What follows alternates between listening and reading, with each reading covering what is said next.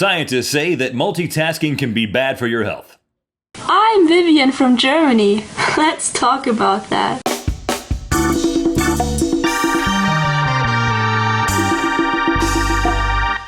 Good mythical morning. This episode is brought to you by the RhettandLink.com/store. That's where you can get Rhett and Link merch, including the new official Dope Zebra t-shirt. Well, Link, it's another morning. How you feeling? I'm feeling good. I flossed last night. So this morning I have that feeling of having flossed the night before. How often do you floss?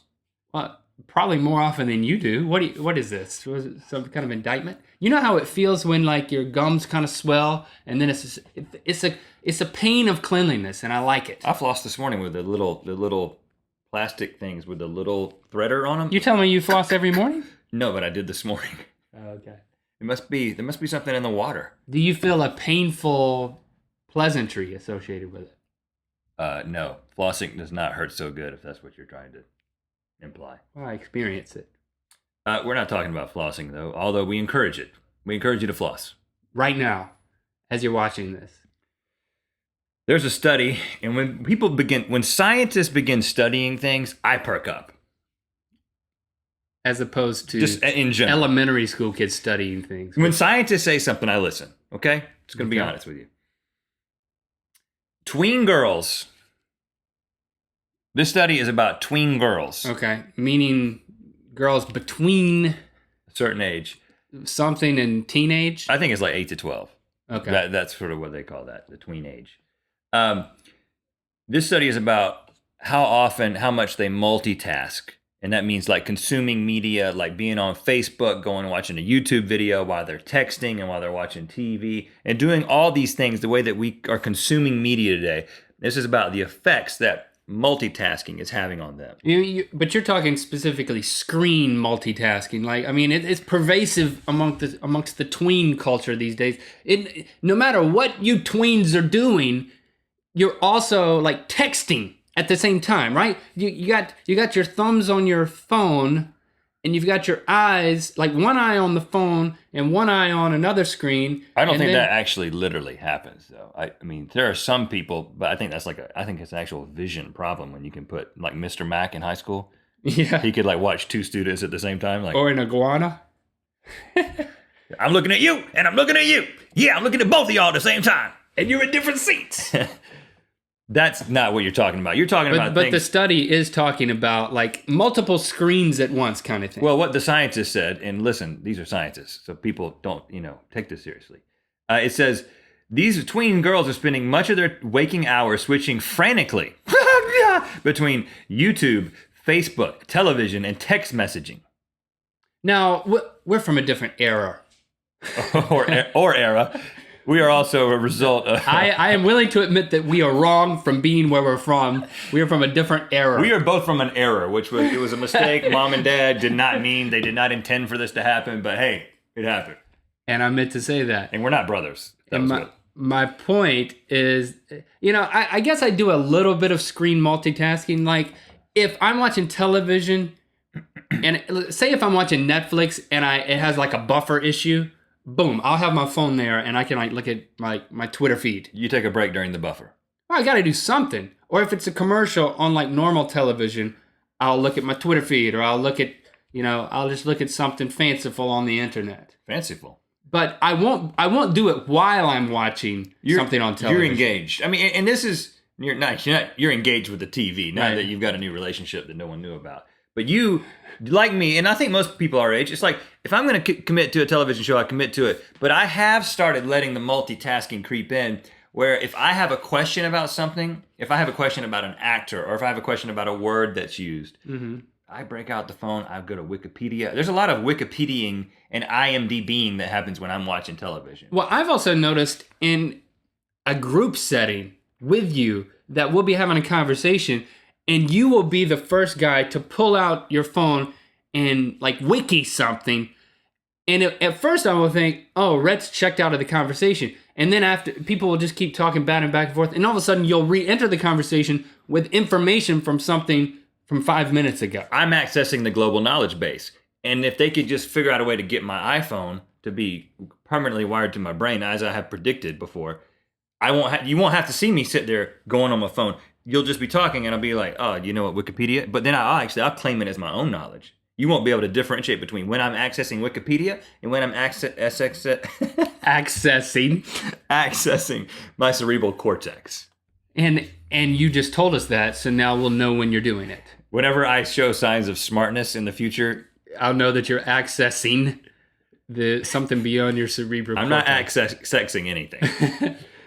But you know, I say that that's rude. And, you know, or at least not being in the moment. You know, you're hanging out with friends. Rhett's all of a sudden, you know, and we've been in meetings, you know, from a professional standpoint. This is not just tweens.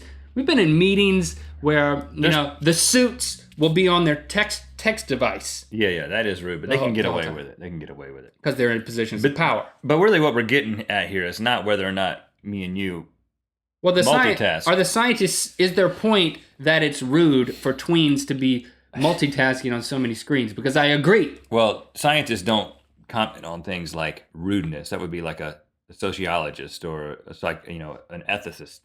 I'm having trouble speaking today. Punch me in the face. No, talk. They don't comment on so close on rudeness. If that there is a Link slaps Rhett on the wheel of mythicality, that could happen. If I were just a little faster, I could have gotten the punch. Here's what the scientists said. These girls who are frantically switching between all these different things, good grace, I'm going to slap myself. They are most likely to develop social problems. What kind of social problems? Young girls who spend the most time multitasking between various digital devices, communicating online or watching video, are the least likely to develop normal social tendencies. So what they're kind of getting at here is that these girls... Normal social tendencies. And the reason that they have... Like if someone enters the room, you look at them and say hi? Yes.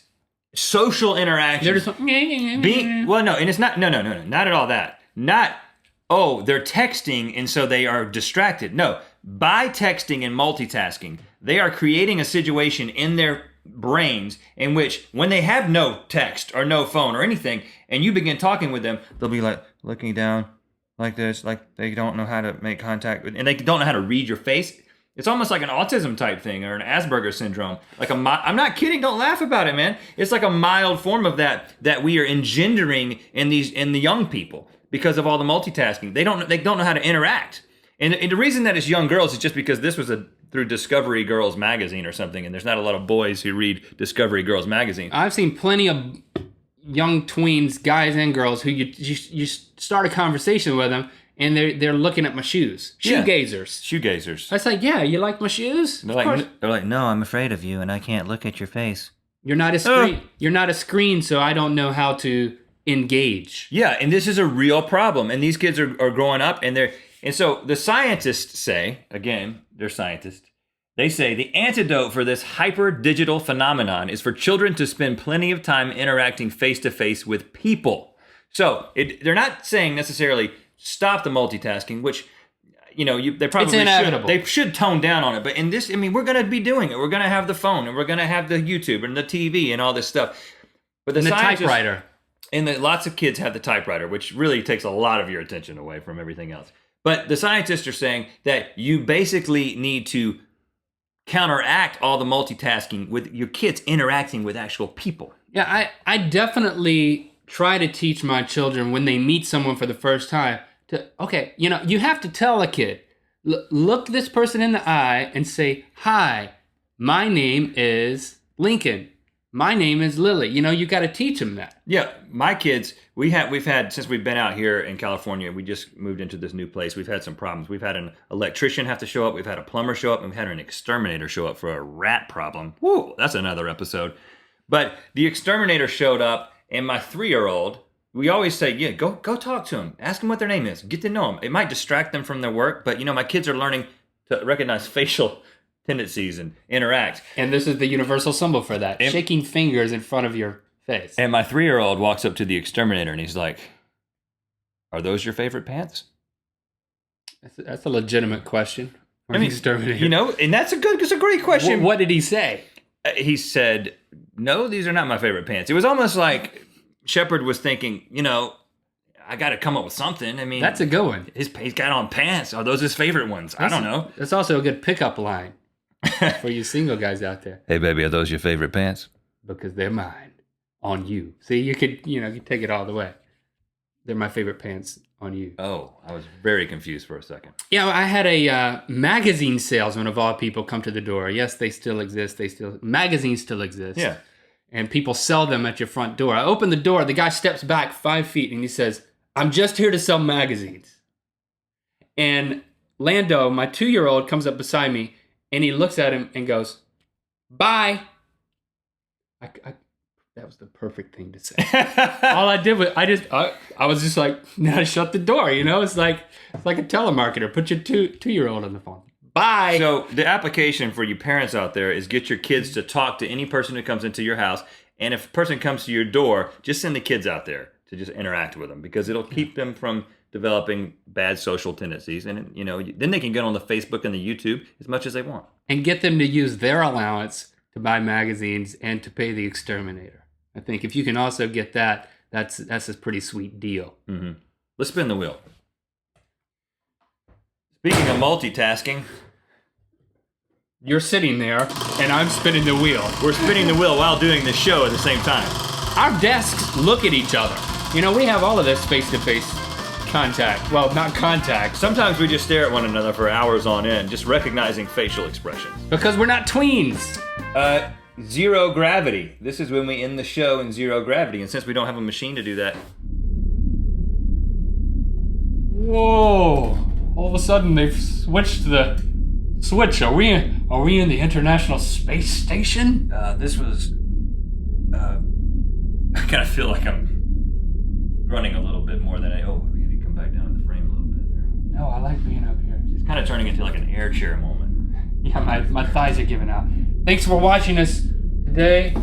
It was excellent to be here with you. Now, if I drink some... Sarah Morning. If I spit right now, it'll come out in just a little ball and just float towards the camera. But I'm not really in space, so that won't do